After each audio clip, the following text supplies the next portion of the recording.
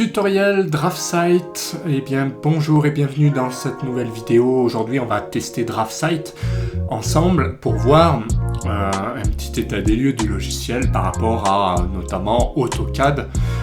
Voilà, mais avant qu'on commence, pensez à vous abonner à la chaîne et activer les notifications pour ne rien louper. Donc c'est parti. Globalement, DraftSight, eh bien voici l'environnement. Pour le télécharger, c'est assez simple, hein. Vous allez taper DraftSight et puis vous pouvez télécharger une version, comme moi, d'évaluation 30 jours en remplissant quelques données. Donc globalement, j'ai installé DraftSight assez rapidement. C'est un fichier qui fait entre 300 et 400 MO, donc qui n'est pas très lourd, qui s'installe en quelques minutes, donc ça c'est très appréciable. L'ouverture est assez rapide, et à l'ouverture on voit quand même quelques différences avec AutoCAD. Donc il y a des propriétés, il y a des différences, voilà. Donc par contre on retrouve les propriétés, il y a même un écran d'accueil, pourquoi pas. Après on voit à l'écran, voilà, il y a une petite différence. Alors on voit par exemple que le curseur est un petit peu différent. Alors pour rétablir, je dirais, un curseur qui ressemble un peu plus à AutoCAD, moi ce que je fais, c'est que je tape Option. Et ici, alors vous voyez, c'est très différent d'AutoCAD. Moi j'ai beaucoup de mal avec ça. C'est que, par exemple, pour changer de curseur, il faut cliquer sur Zone graphique. On peut afficher le curseur sous forme de viseur. On peut changer la taille du pointeur. Voilà. Mais globalement, c'est très différent. Donc on voit que là, bon, ça ressemble un peu à AutoCAD. Mais globalement, donc, les raccourcis sont à peu près similaires. Ça, c'est plutôt un plus. Par contre, tout ce qui est options, ça n'a rien à voir. Et franchement, pour quelqu'un qui est habitué à AutoCAD ou à d'autres logiciels du même genre, faut être très clair là-dessus. Ça n'a rien à voir. Donc voilà, options d'écran, tout ça, on voit des choses différentes. On est obligé, en fait, ça fait perdre beaucoup de temps de développer chaque chose. Couleur d'éléments, etc. Alors, on peut arriver à changer un certain nombre de paramètres, c'est sûr, mais il y a même plus de possibilités, a priori. Mais voilà, ça reste très différent. On voit que il y a quand même une adaptation à prévoir. Par exemple, zone graphique, le curseur, bon, on peut le changer, il n'y a pas de souci. On va voir ce que ça donne. On peut changer un certain nombre de choses. Mais voilà, les listes d'échelle, donc là je vais appliquer. A priori, pareil pour les listes d'échelle, on peut les changer ici. Ça, c'est plutôt bien vu. C'est-à-dire que j'ai l'impression que tout peut être modifié dans les options. Donc ça, c'est plutôt intéressant. Mais une fois de plus, c'est vraiment très différent d'AutoCAD là-dessus. Donc on voit le curseur, pourquoi pas. Pourquoi pas, là on retrouve un curseur. Au niveau des commandes, par exemple si je tape rectangle, eh bien je peux tout à fait faire un rectangle. On voit que je peux faire des lignes aussi. Donc ça c'est très bien.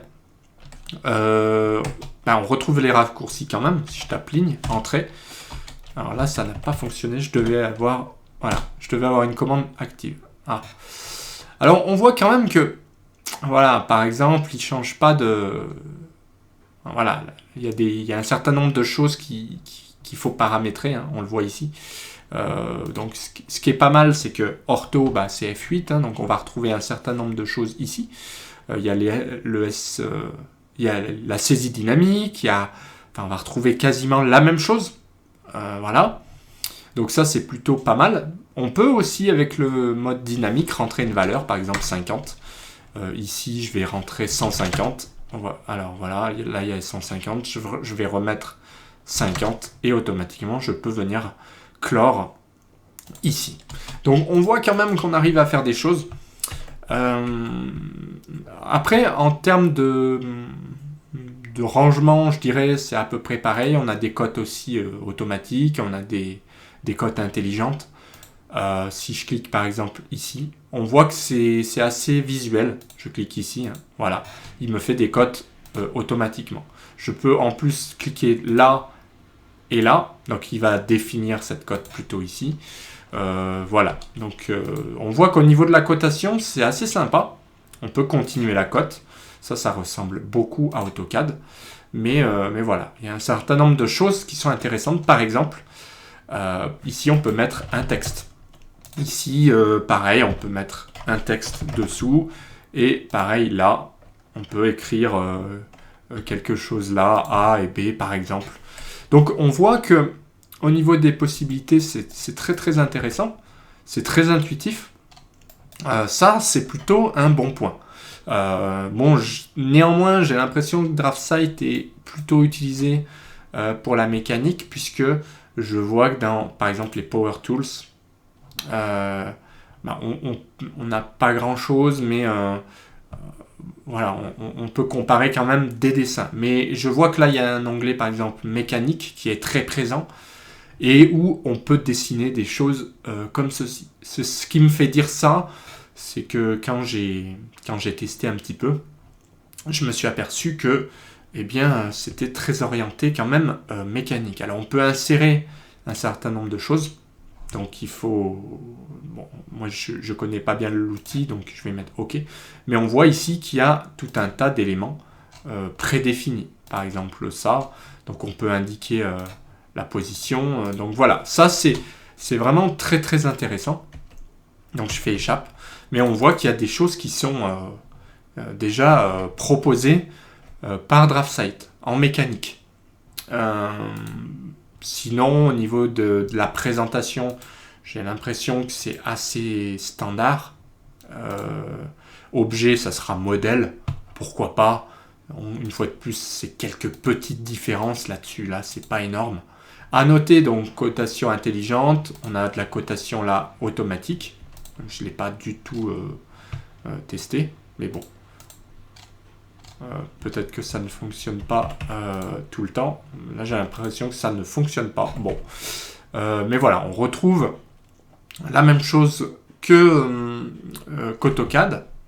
On peut également gérer des blocs dynamiques. Donc, ce que je vais faire sans plus tarder, c'est ouvrir un fichier existant pour voir ce qu'on peut faire. Par exemple, un fichier au hasard, celui-là.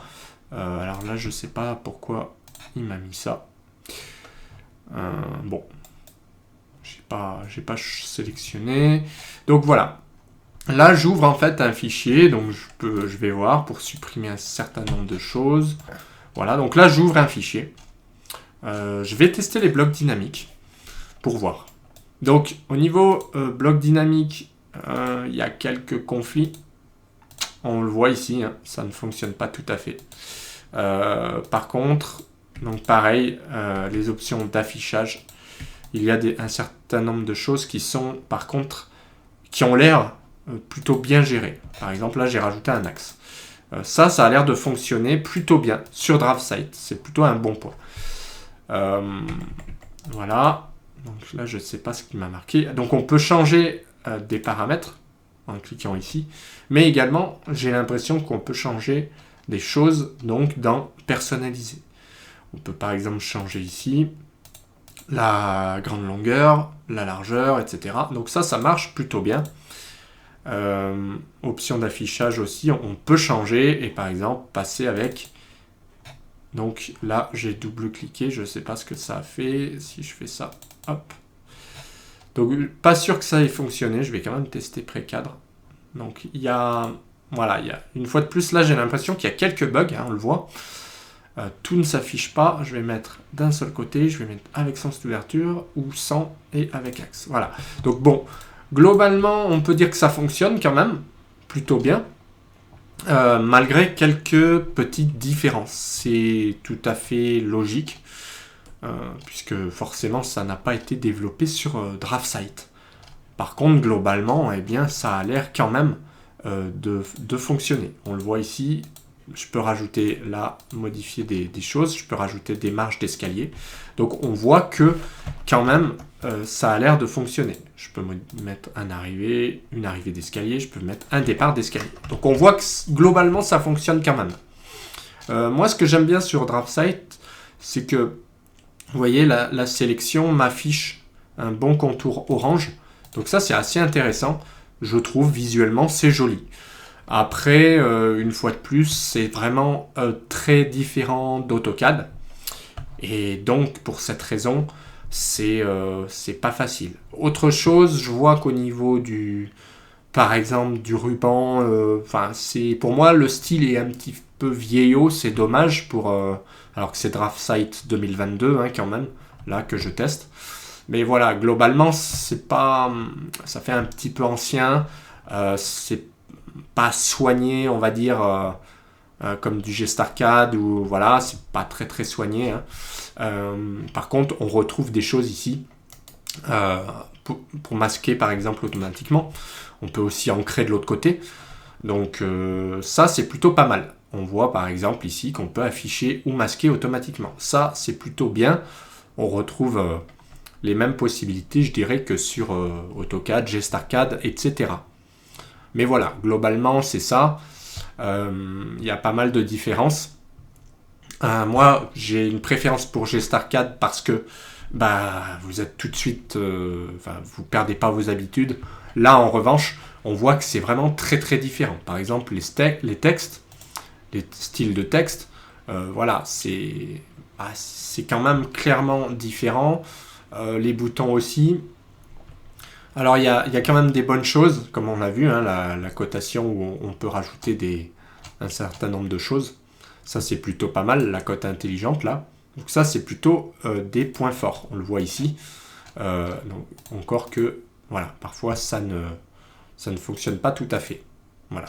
Donc, il y a quand même des petites choses, j'ai l'impression. Alors, qu'est-ce qu'on peut dire ? Style de cote. Donc, voilà, on va essayer de voir, par exemple. Dimension style. Donc, erreur. Alors, peut-être que mon fichier lui plaît pas, on va quand même aller voir ce que ça donne. Voilà. Donc, on voit que, voilà, globalement, il y a quand même des conflits entre AutoCAD et DraftSight. Là, j'ai un fichier qui a été fait vraiment sur AutoCAD et j'ai l'impression que il y a un certain nombre de choses qui lui plaisent pas. Donc, peut-être qu'il faudrait purger le fichier. Mais voilà, je constate qu'il y a quand même un certain nombre de choses. Alors, au niveau des cotes, c'est pareil, on peut en créer, mais une fois de plus, toujours le même constat, on le voit ici, hein, c'est très très différent. Très très différent. C'est-à-dire que, voilà, cote angulaire, il va falloir que je modifie ici. Si je fais nouveau, ok, donc là j'ai fait nouveau, voilà. Mais on voit que pour le modifier, j'ai l'impression que, voilà, par exemple, je dois modifier le texte ici, les paramètres du texte, etc. Alors que sur GestArcade ou AutoCAD, on va le modifier tout au même endroit. Donc ça, clairement, pour moi, j'irai pas plus loin dans l'utilisation de DraftSight. Il faut être très clair. Enfin, moi, je suis assez transparent sur ma chaîne. C'est-à-dire que je fais beaucoup de comparatifs. Là, on le voit sur DraftSight. Pour moi, c'est clair. Quelque chose comme ça, je ne vais pas vous le conseiller si vous avez 20 ans d'AutoCAD comme moi, ou même 10 ans. Pourquoi ? Parce qu'on voit que là, on est en train de faire une cote, et puis finalement, on peut modifier toute autre chose. Alors, il y a des choses qui sont intéressantes, mais une fois de plus, pour nous, là, je vois que pour modifier une cote, il faut cliquer, il faut modifier les flèches, ensuite il faut modifier... Enfin, clairement, sur AutoCAD ou GestArcade, c'est pas du tout comme ça. Pour moi, je dirais que c'est pas très intuitif tout de suite, mais une fois de plus, c'est que mon opinion. Quelqu'un qui connaît DraftSight ou d'autres logiciels comparables, peut-être qu'il va pas parler comme ça, évidemment. Sinon, voilà, il y a des choses comme les tableaux qui reviennent et qui ressemblent beaucoup. On le voit ici, hein, c'est tout à fait proche d'AutoCAD, il n'y a rien à dire. Les blocs dynamiques, ça c'est plutôt un bon point puisqu'ils ont l'air de fonctionner. Donc j'imagine qu'il y a il y a un éditeur assez similaire. On va tout de suite regarder. Si je clique par exemple là pour modifier mon bloc, je vais faire clic droit, éditer le bloc. OK. Et on voit qu'il y a un éditeur. Alors, l'éditeur, bien sûr, est un petit peu différent. Encore que, je pense que là, on s'y retrouvera. Mais voilà, en tout cas, l'éditeur de bloc, aucun problème, il a le mérite d'exister. Voilà. Et globalement, on peut dire que on arrive à faire des choses, par exemple, pourquoi pas des lignes de repères multiples, peut-être. Donc, je ne connais pas, moi, tous les paramètres, mais par exemple, dans annoter, il est fort possible que on les retrouve. Donc voilà, comme je vous disais, c'est même pour moi, c'est pas facile de retrouver les choses. Là, je vois qu'il y a du texte. On peut rechercher. Mais par contre, voilà, par exemple, pour trouver, comme sur GStarCAD ou AutoCAD, des lignes de repères multiples, ça ne sera pas forcément du premier coup. Et ça, c'est un petit peu regrettable pour un logiciel qui se veut équivalent à AutoCAD. Donc dans mécanique, on voit un certain nombre de choses. Hein. Donc si je fais insérer, par exemple, en cliquant ici, bon, je sais pas. Je sais pas si ça a fonctionné. Voilà. Donc on voit là qu'il y a quelque chose qui lui a pas plu. Voilà. Donc le test, on va du coup s'arrêter là, puisque de toute façon, là c'est comme une erreur fatale, j'ai l'impression. Mais voilà ce que je pouvais vous dire sur DraftSight. Donc pour conclure, c'est pas pour moi un mauvais outil. On peut pas dire que ce soit mauvais. Moi, mon opinion, elle est que le design, il est un petit peu vieillot. Il est pas vraiment. Pour moi, c'est un petit peu moins agréable que GStarCAD ou AutoCAD. Les commandes, les raccourcis sont semblables. Ça, c'est assez intéressant sur certains aspects, hein, pas tout évidemment. Par contre, clairement, les options, on l'a vu, c'est très très différent. Alors, je dis pas que c'est mauvais, mais pour moi, c'est trop différent. Clairement, il faut dire les choses telles qu'elles sont. Donc voilà. Après, les bons points, c'est la barre des propriétés qui peut être masquée et qui ressemble beaucoup aux autres logiciels. Il y a aussi des outils, si vous êtes en mécanique, qui ont l'air assez pertinents. Voilà. Mais il y a aussi l'éditeur de bloc. Donc l'éditeur de bloc, lui, il est super sympa. Il a l'air de bien fonctionner et ça, c'est plutôt un bon point. Mais voilà, globalement, comme je vous disais, moi, j'irai pas plus loin sur DraftSight parce que je suis habitué à AutoCAD, donc je passe sur GStarCAD qui est beaucoup plus proche, moins cher et pour moi, c'est plus facile de faire cette transition plutôt que passer sur un logiciel comme DraftSight. Et écoutez, voilà pour la vidéo, j'espère que ça vous a plu. Si c'est le cas, pensez à mettre un petit j'aime, pensez à commenter tout en bas et à donner votre avis sur le logiciel et sur le tutoriel surtout. Et pensez à vous abonner à la chaîne, hein, ça c'est important pour ne rien louper, activer les notifications. Sinon, je vous dis à bientôt pour d'autres vidéos. Allez, bye!